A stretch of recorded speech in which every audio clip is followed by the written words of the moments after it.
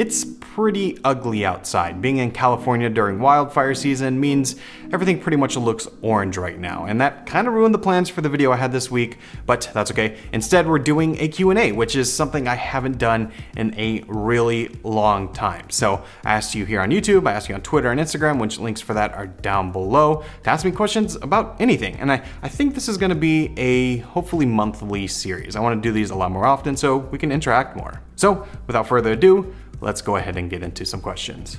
Shout out to Instagram for being the most popular, but first question from Nori BS, which is an easy one. What's my daily driver? Right now it is the iPhone 10. As you can see, it's what I use. I have this Apple leather case on it. It is aging really well, so I really like it. There's also a skin on it underneath for whenever I take the case off, but yeah, this is the phone I go to right now. Next one on Instagram from Brenda Muunos, which I think I'm saying that right, is who is your favorite tech YouTuber?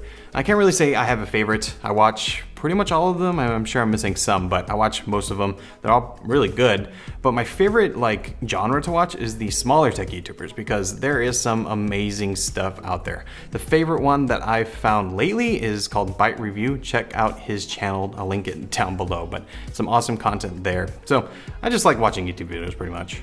Moving over to Twitter, from Alistar Kuon asking, is working for John at Techno Buffalo a pain or is it fun? And I have to say, it's fun. John is an awesome guy and he's really good to work for. The working environment is awesome and I get to make videos all day, so I really can't complain. And John is an awesome guy, so yeah, it's fun.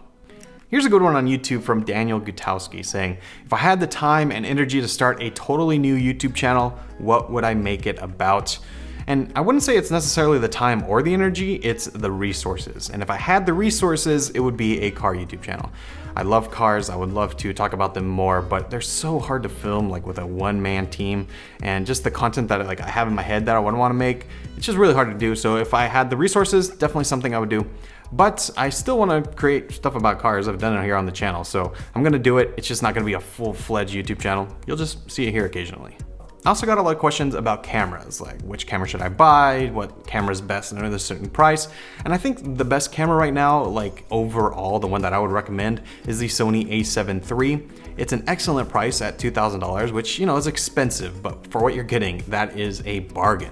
It does 4K video, it does excellent images, so if you want to do photography, it's just an overall good camera. I've shot with it before, I can vouch for it. This is not one that you would be disappointed with.